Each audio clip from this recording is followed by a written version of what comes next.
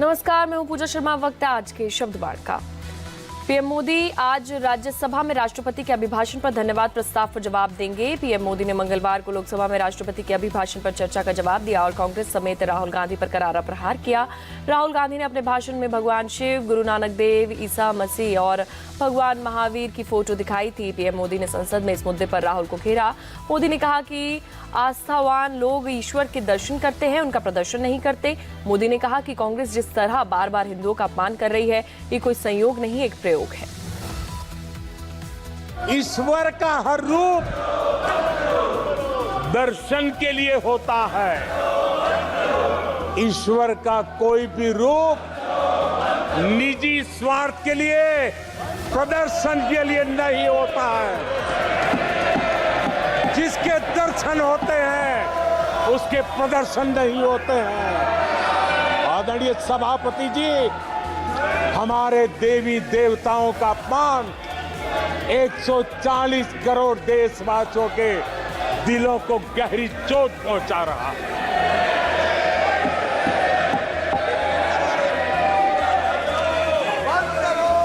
निजी राजनीतिक स्वार्थ के लिए ईश्वर के रूपों का इस प्रकार से खेल, आदरणीय सभापति जी, ये देश कैसे माफ कर सकता है? आदरणीय सभापति जी, सदन के कल के दृश्यों को देख करके अब हिंदू समाज को भी सोचना होगा, क्या ये अपमानजनक बयान संयोग है या कोई प्रयोग की तैयारी है? ये हिंदू समाज को सोचना पड़ेगा। मोदी ने कहा कि सिंपैथी गेन करने का खतरनाक खेल खेला गया। मोदी ने राहुल गांधी का नाम लिए बगैर कहा कि एक बालक बुद्धि ने अपने ऊपर हुए जुल्मों के किस्से सुनाए, लेकिन ये नहीं बताया कि उनके ऊपर हजारों करोड़ के घोटाले का इल्जाम है। मोदी ने कहा कि राहुल गांधी के ऊपर ओबीसी को गाली देने का केस है और इस मामले में तो उनको सजा भी हुई थी। मोदी ने कहा कि राहुल गांधी ने सुप्रीम कोर्ट के खिलाफ बयान दिया तो माफी मांगनी पड़ी, विपक्ष के नेताओं को कोसा तो केस हुआ। मोदी ने कहा कि अब तमाम मुकदमों में घिरने के बाद राहुल सिंपैथी गेन करने का ड्रामा कर रहे हैं। कल सिंपैथी गेन करने का एक नई ड्रामेबाजी शुरू की गई है, नया खेल खेला जा रहा है। कल यहाँ बालक बुद्धि का विलाप चल रहा था। मुझे मारा गया, मुझे इसने मारा, मुझे उसने मारा, मुझे यहाँ मारा, मुझे वहां मारा, ये चल रहा था। लेकिन देश ये सच्चाई जानते हैं कि ये हजारों करोड़ रुपए उसकी हेराफेरी के मामले में जमानत पर बाहर है। ओबीसी वर्ग के लोगों को चोर बताने के मामले में सजा पा चुके हैं।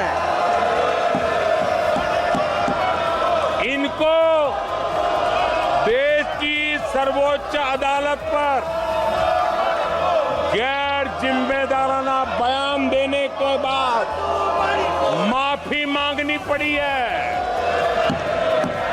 इन पर महान स्वातंत्र सेनानी वीर सावरकर जैसे महान व्यक्तित्व का अपमान करने का मुकदमा है।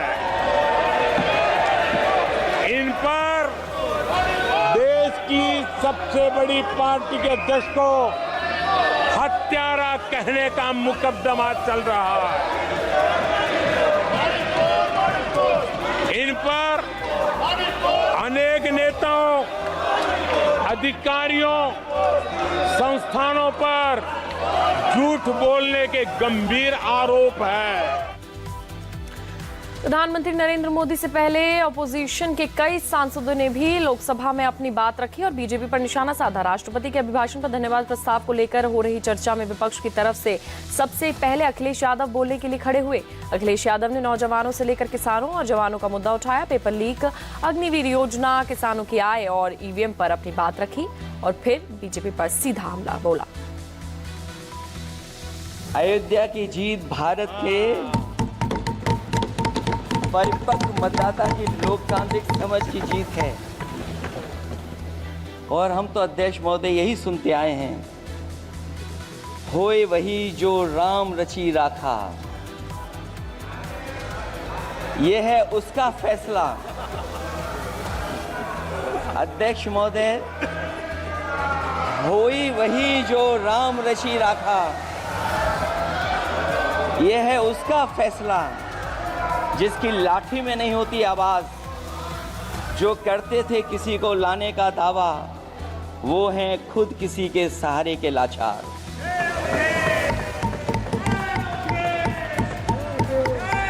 अध्यक्ष महोदय, मैं फिर कह देना चाहता हूं, होए वही जो राम रची राखा। यह है उसका फैसला जिसकी लाठी में नहीं होती आवाज। जो करते थे किसी को लाने का दावा, वो हैं खुद किसी के सहारे के लाचार। हम अयोध्या से लाए हैं उनके प्रेम का पैगाम। हम अयोध्या से लाए हैं उनके प्रेम का पैगाम, जो सच्चे मन से करते हैं सबका कल्याण। सदियों में जन जन गाता है जिनके गान, अभय दान देती जिनकी मंद मंद मुस्कान, मानवता के लिए उठता जिनका तीर कमान। अध्यक्ष महोदय, जो असत्य पर सत्य की जीत का है नाम, उफनती नदी पर जो बांधे मर्यादा के बांध, वो है अवध के राजा पुरुषोत्तम प्रभु राम। हम अयोध्या से लाए हैं उनके प्रेम का पैगाम। एआईएमआईएम चीफ असदुद्दीन ओवैसी ना सरकार के साथ है और ना विपक्षी गठबंधन के साथ, इसलिए ओवैसी ने मुसलमानों के हक की बात की और कहा कि विपक्षी दलों ने मुसलमानों को सिर्फ वोट बैंक समझा, उन्हें इस्तेमाल किया, लेकिन उन्हें उनका हक नहीं दिया गया। मैं आज इन लोगों की तरफ से बोल रहा हूं, जो दिखते तो हैं, जिनके बारे में बात तो होती है मगर उनकी कोई नहीं सुनता।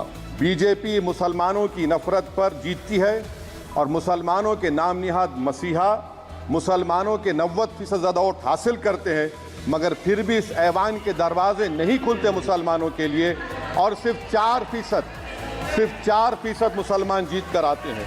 सर, संविधान सिर्फ एक किताब नहीं है जिसे चूमा जाए, संविधान एक सिंबल भी है। मैं संविधान से जो मोहब्बत के दावे करते हैं उनसे कहूँगा कि कभी उठाकर पढ़ो कॉन्स्टिट्यूएंट असेंबली डिबेट्स में कि नेहरू ने, एच.सी. मुखर्जी ने, सरदार हुकुम सिंह ने माइनॉरिटीज के बारे में क्या कहा था। सर, वतन अजीज का मुस्तकबिल कैसा होगा जब बीजेपी मुझे गायब करना चाहती है और दीगर हिज़्ब इख्तिलाफ की पार्टियां के लिए मेरा वजूद सिर्फ वोट डालना और अपनी खबर में जाकर सो जाना है। इसीलिए आप देखते हैं कि ये समाजी इंसाफ है सर कि 4% मुसलमान जीत कर आते हैं। सर, इस ऐवान में ओबीसी समाज के एमपी अब अपर कास्ट के एमपी के बराबर हो चुके हैं। ओबीसी समाज के एमपी अब अपर कास्ट एमपी के बराबर हो चुके हैं और 14% मुसलमान सिर्फ 4% जीत कर आते हैं। सर, आखिर में मैं अपनी बात को खत्म कर रहा हूं इस शेर पर कि क्या दिन दिखा रही है सियासत की धूप छांव। जो कल सपूत थे वो कपूतों में आ गए, थे इस कदर अजीम के पैरों में ताज थे, इतने हुए जलील के जूतों में आ गए। बहुत बहुत शुक्रिया सर।